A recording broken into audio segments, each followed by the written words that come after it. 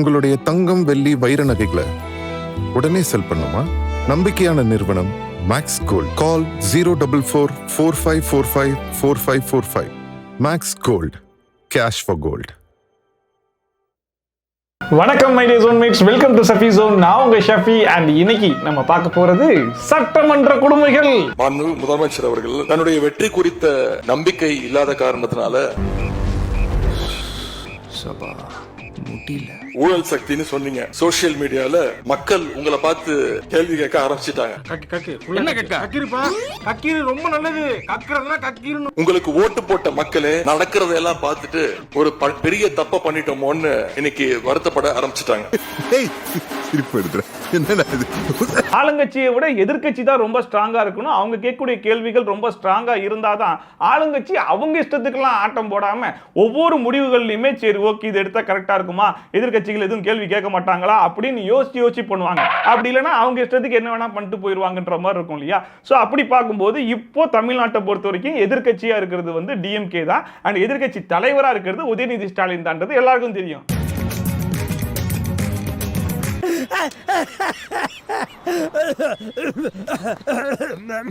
பல போராட்டத்துக்கு அப்புறமா ஒரு வழியா பெரும்பான்மையை காமிச்சு கவர்னர் முன்னாடி நம்ம தளபதி விஜய் வந்து சிஎம் பதவி ஏத்தார் இல்லையா? சி ஜோசப் விஜய் எனும் நான்.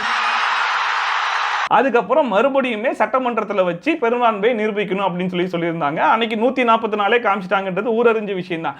அன்னைக்கு வந்து எதிர்கட்சி தலைவர் உதயநிதி ஸ்டாலின் வந்து தாவேகா கட்சி மேலையும் தளபதி விஜய் சிஎம் சார் இருக்கார் இல்லையா அவர் மேலையும் நிறைய குற்றச்சாட்டுகளை ஆணித்தனமா அள்ளி வீசினாப்ல.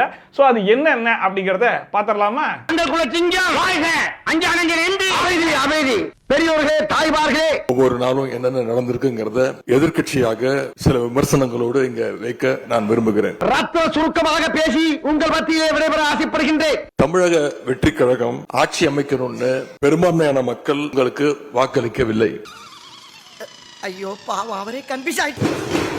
அதாவது இது எந்த கணக்குல சொல்றாருன்றது தெரியல. பெரும்பான்மையான மக்கள் உங்களுக்கு வாக்களிக்கல அப்படின்னா அப்புறம் எப்படி அவர் 108 சீட்டு ஜெயிச்சாருன்ற கேள்வி வருதா இல்லையா? அந்த கேள்விக்கான பதில உடனே அடுத்த ஸ்டேட்மெண்ட்லயே அவர் சொல்லிட்டாரு. அதை கொஞ்சம் கேளுங்க. நடந்து முடிஞ்ச சட்டமன்ற தேர்தலில் பதிவான வாக்குகள் சுமார் 4,23,25,000 வாக்காளர்கள் வாக்களிச்சிருக்கிறாங்க. தற்போதைய ஆளுங்கட்சிக்கு வாக்களிச்சவங்களுடைய எண்ணிக்கை எவ்வளவு தெரியுமா? நீயே சொல்லு. 1,72,26,000 தான். இது நம்ம ரமணா இல்ல, வேற ரமணா. மீதம் இருக்கக்கூடிய சுமார் 3,21,00,000 பேரும் உங்க கட்சிக்கு எதிராக வாக்களிச்சிருக்கிறாங்க என்பதை நீங்க புரிஞ்சுக்கணும்.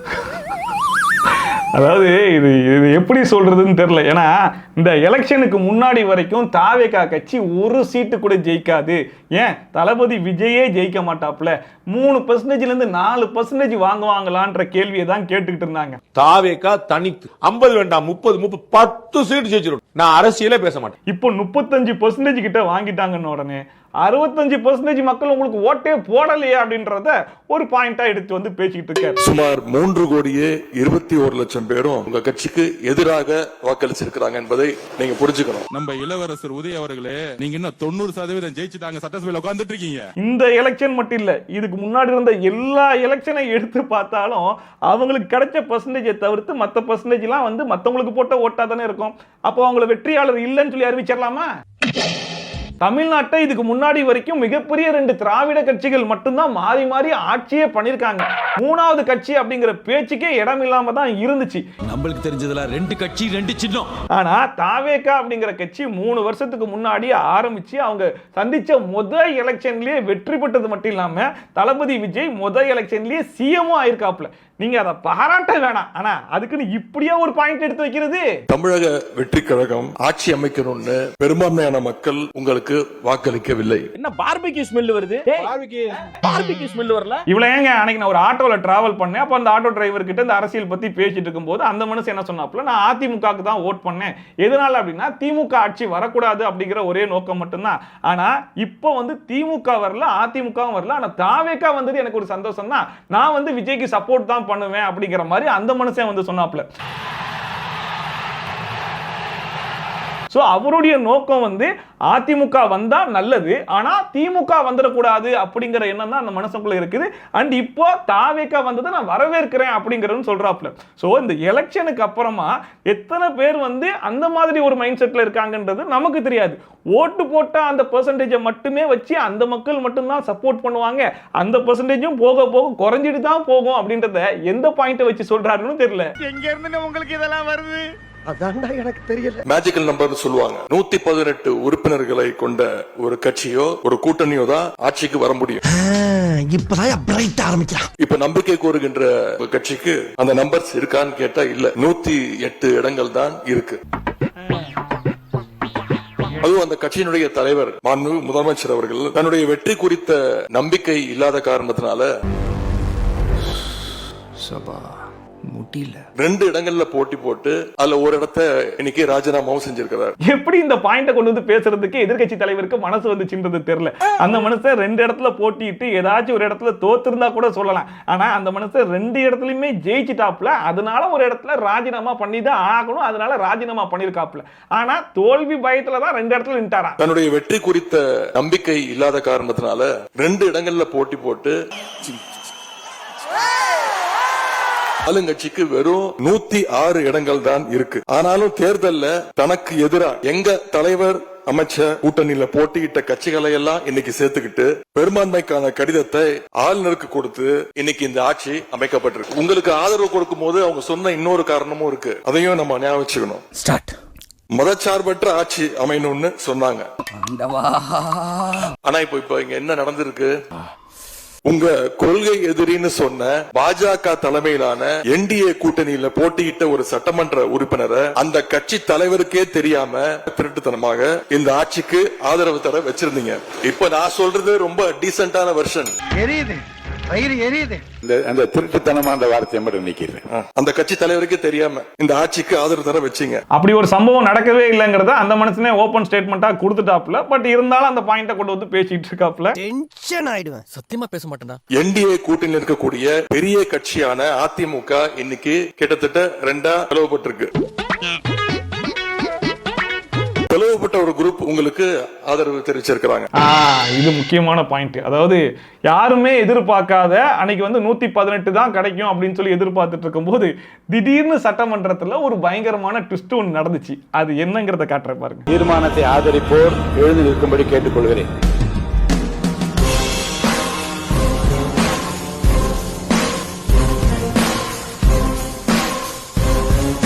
ஏடிஎம்கேல இருக்கக்கூடிய 24 எம்எல்ஏக்கள் அன்னைக்கு வந்து நாங்க தாவேகாக்கு ஆதரவு தரோம் அப்படிங்கிற மாதிரி அனௌன்ஸ் பண்ணது தான் அன்னைக்கு நடந்த பயங்கரமான ட்விஸ்ட்.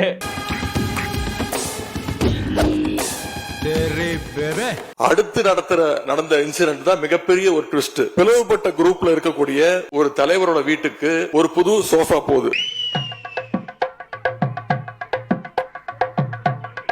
சோஃபா பின்னாடியே புது முதலமைச்சரும் அந்த வீட்டுக்கு போறாரு. புதுமையான ஆட்சின்னு சொன்னீங்க. இன்னைக்கு புஷ்பா பட பாணியில ஆட்சி நடந்துகிட்டு இருக்கு. அவர் என்ன மென்ஷன் பண்றாரு? புஷ்பா பட பாணியில அந்த சோஃபாவை கொண்டு போறாங்க அப்படிங்கிற மாதிரி சொல்றாங்க. புஷ்பா படத்துல சோஃபா ஃபுல்லா பணம் வச்சு கொண்டு போவாங்க. ஒருவேளை அவர் அதை தான் ரெஃபர் பண்றாருங்கிறது தெரியல. அப்படி ஒருவேளை அவர் அதை தான் ரெஃபர் பண்றாரு அப்படிங்கிற பட்சத்துல இப்படி மீடியா கவர் பண்ணிட்டு இருக்கும் போது அந்த சோஃபா உள்ள கொண்டு போவாங்க. ஒரு தலைவரோட வீட்டுக்கு ஒரு புது சோஃபா போகுது. சோஃபா பின்னாடியே புது முதலமைச்சரும் அந்த வீட்டுக்கு போறாரு. தேர்தல் நேரத்துல ஊழல் சக்தின்னு சொன்னீங்க. ஆனா இன்னைக்கு சோசியல் மீடியால மக்கள் உங்களை பார்த்து கேள்வி கேட்க ஆரம்பிச்சிட்டாங்க. ரொம்ப நல்லது. அந்த ஊழல் சக்தியோடு சேர்ந்து இருக்கக்கூடிய ஆளுங்கட்சிய இப்ப என்ன சக்தின்னு கூப்பிட போறாங்க? கிளீன் கவர்மெண்ட் சொன்னாங்க. இதுதான் உங்க கிளீன் கவர்மெண்ட் உடைய லட்சணமானு மக்கள் கேட்க ஆரம்பிச்சிட்டாங்க. அந்த மாதிரி எல்லாம் இருக்கிற சான்ஸ் இல்லையே. மக்கள் கேள்வி கேட்கறாங்கன்னு வார்த்தைக்கு வார்த்தை சொல்றாப்ல. பட் எந்த மக்கள் அந்த கேள்வி கேட்கறாங்கன்னு தான் நமக்கு தெரியல. அண்ட் இப்போ இவர் கேட்கக்கூடிய அந்த கேள்விக்கு சிஎம்மா அவர் பொறுப்பேற்ற உடனே அதே ஸ்டேஜ்ல வச்சு ஒரு பதில் சொன்னாரு. அது ஞாபகம் இருக்கா? நம்ம ஜெயிச்சுட்டோம், ஒரு ஆட்டம் ஆடி பார்க்கலாம் அப்படின்ற எண்ணம் யாருக்காவது இருந்துச்சுன்னா இப்பவே இந்த நிமிஷமே அதை எரேஸ் பண்ணிருங்க. நீங்க கூவத்தூரையும் மிஞ்சிற அளவுக்கு அடிக்கிற கூத்த பார்க்கும் போது இந்த அரசு எத்தனை நாளைக்கு நீடிக்க போகுதுன்னு மக்களுக்கு அந்த சந்தேகம் வர ஆரம்பிச்சிருச்சு. அப்படியெல்லாம் ஒண்ணு இல்லையே. முதல் கோணலே முற்றிலும் கோணல்ன்ற மாதிரி உங்க நடவடிக்கை எல்லாமே இன்னைக்கு மீம் கண்டென்ட்டா மாறிடுச்சு. கரெக்ட். இவர் சொன்ன மாதிரி எல்லாமே மீம் கண்டென்ட்டா தான் மாறி இருக்கு. அதுல எந்த விதமான மாற்று கருத்தும் கிடையாது. பட் அந்த மீம் எந்த சைடுல இருக்குது, பாசிட்டிவ் சைடுல இருக்கா நெகட்டிவ் சைடுல இருக்கான்றத பார்க்கணுமா இல்லையா? இப்ப நான் என்ன உங்கள்ட்ட சொல்றது, தேவையில்லாத ஐடியாலாம் கொடுத்துட்டு நம்மளை இறக்கி விட்டு வெடிக்க பாக்குறானே. உங்களுக்கு ஓட்டு போட்ட மக்களே நடக்கிறதெல்லாம் பார்த்துட்டு ஒரு பெரிய தப்ப பண்ணிட்டோமோன்னு இன்னைக்கு வருத்தப்பட ஆரம்பிச்சுட்டாங்க. மக்களுடைய அந்த உணர்வை வெளிப்படுத்தும் விதமா இந்த ஓட்டெடுப்புல கலந்துக்காம திராவிட முன்னேற்ற கழக உடன்பிறப்புகள் நாங்க உறுப்பினர்கள் நாங்க வெளிநடப்பு செய்ய போறோம். எலெக்ஷன் முடிஞ்சு 3 நாள் கூட முழுசா ஆகல, அதுக்குள்ள மக்கள் அம்பிட்டு பேரும் ஐயோ தேவையில்லாம தாவேக்காக்கு ஓட்டு போட்டோமோ அப்படின்னு சொல்லி யோசிக்க ஆரம்பிச்சிட்டாங்களாமா. ஒரு பெரிய தப்ப பண்ணிட்டோமோன்னு இன்னைக்கு வருத்தப்பட ஆரம்பிச்சுட்டாங்க. நான் சொல்லல, நல்ல காமெடி பண்ணுவாப்லன்னு. சட்டமன்றத்திலேயே 118 இருந்தது 144 அதிகரிச்சிருக்கு. ஆனா மக்கள் மத்தியில எல்லாரும் வருத்தப்பட ஆரம்பிச்சிட்டாங்க. சரி ஓகே, அவர் சொல்ற வழிக்கே வருவோமே. அப்படி பார்த்தா கூட சரி ஓகே, மக்களுக்காக நாங்க இங்கே இருந்து ஆளுங்கட்சியை கேள்வி கேட்போம் அப்படின்னு சொல்றதுல ஒரு நியாயம் இருக்கு. சோ மக்களுக்காக நாங்க இங்க இருக்க மாட்டோம், நாங்க வெளியே கிளம்புறோம்னு சொல்லிட்டு கிளம்புறாங்களா. திராவிட முன்னேற்ற கழக உடன்பிறப்புகள் நாங்க உறுப்பினர்கள் நாங்க வெளிநடப்பு செய்ய போறோம். கிளம்புகையா கிளம்புகையா கிளம்புங்க. உங்க ஆட்சியை பொறுத்த வரைக்கும் வெறும் இன்ஸ்டாகிராம்ல ரீல்ஸ் ஆட்சியா இல்லாம ரியல் ஆட்சியா நடத்துங்க. அது மட்டும்தான் மக்களுடைய கோரிக்கை. கரெக்ட். இப்ப கேட்டாரே இது ஒரு நியாயமான கேள்வி. பட் இப்படிப்பட்ட ரீல்ஸ் ஆட்சி இதுக்கு முன்னாடி இவங்க பண்ணலையா அப்படின்னு சொல்லி கேட்டா கைஸ் இப்போ வந்து நம்ம கூட யாரு இருக்கானா, சிஎம் சார் நம்ம கூட இருக்காரு. சார் உங்களுக்கு தெரிஞ்ச ஏதாவது அட்வைஸ் சொல்லுங்க சார், மோட்டிவேஷன். வெறும் இன்ஸ்டாகிராம்ல ரீல்ஸ் ஆட்சியா இல்லாம ரியல் ஆட்சியா நடத்துங்க.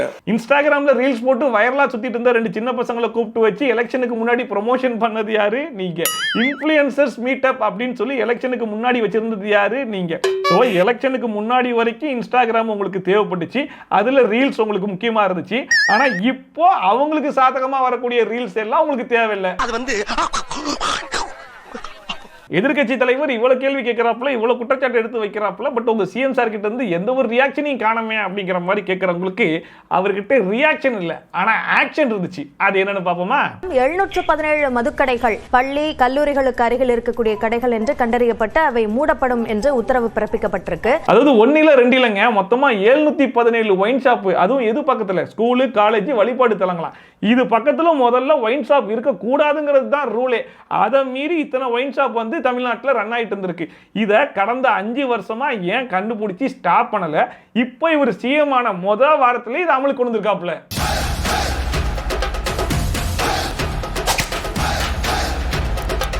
இதுல கொடுமை என்னன்னு சொல்லி பாத்தீங்கன்னா, ஸ்கூலு, காலேஜ், ஹாஸ்பிட்டல், வழிபாடு தலங்கள் பக்கத்துல முதல்ல ஒயின் ஷாப் இருக்கிறதே தப்பு. அதை மீறி அவங்க ரன் பண்ணிட்டு இருக்காங்க, விச் இஸ் இல்லீகல்.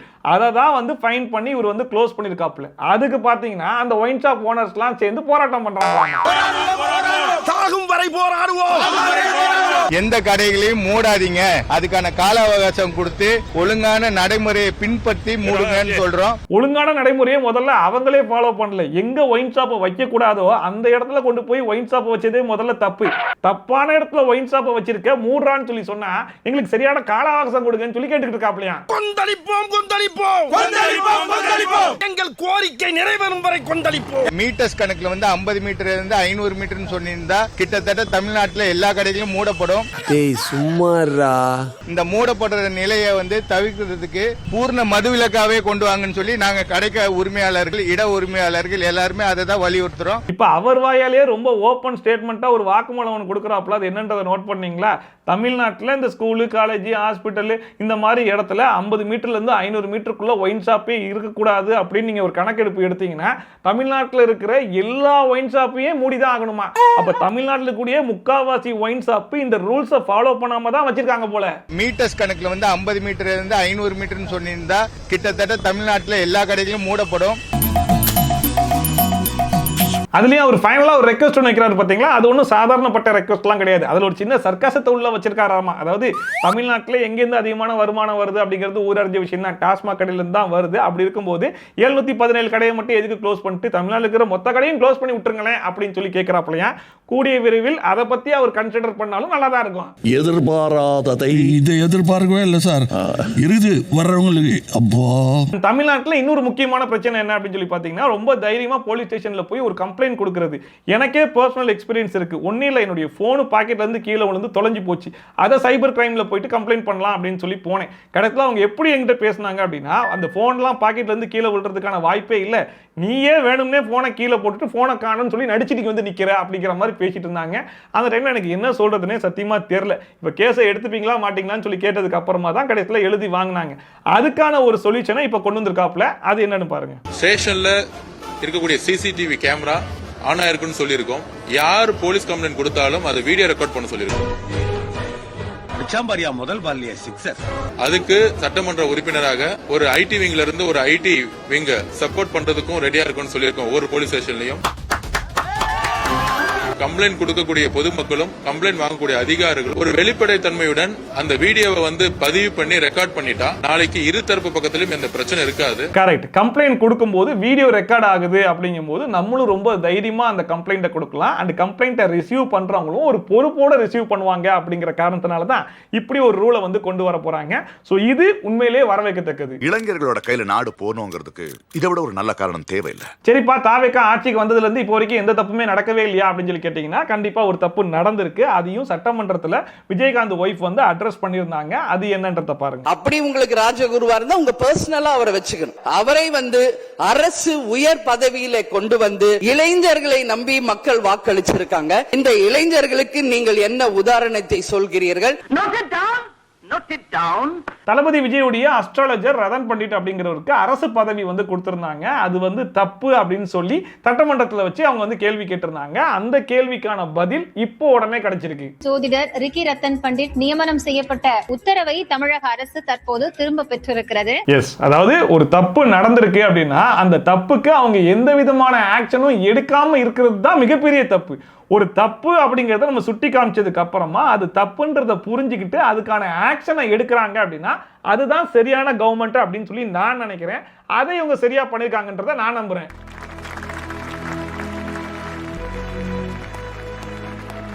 ஸோ இதுல இருந்து என்ன புரியுது அப்படின்னு சொல்லி பார்த்தீங்கன்னா, எதிர்கட்சிகள் கண்டிப்பா கேள்வி கேட்கணும், அதுல எந்த விதமான மாற்று கருத்தும் கிடையாது. பட் ஏதாச்சும் ஒரு கேள்வியை போற போக்கில் கேட்டு போறதை விட சரியான கேள்விகளை கேட்டீங்க அப்படின்னா அந்த கேள்விக்கான பதில் ஆப்போசிட் சைட்ல இருந்து கிடைக்குதா இல்லையா அப்படிங்கிறத மக்களும் பார்த்து தெரிஞ்சுப்பாங்க.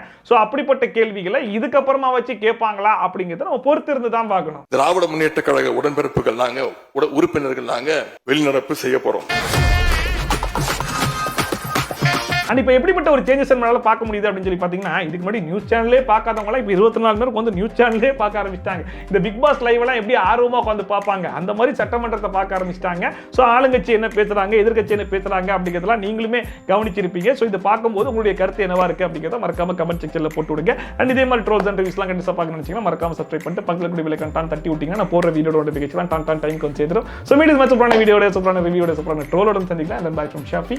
Tata bye bye and take care.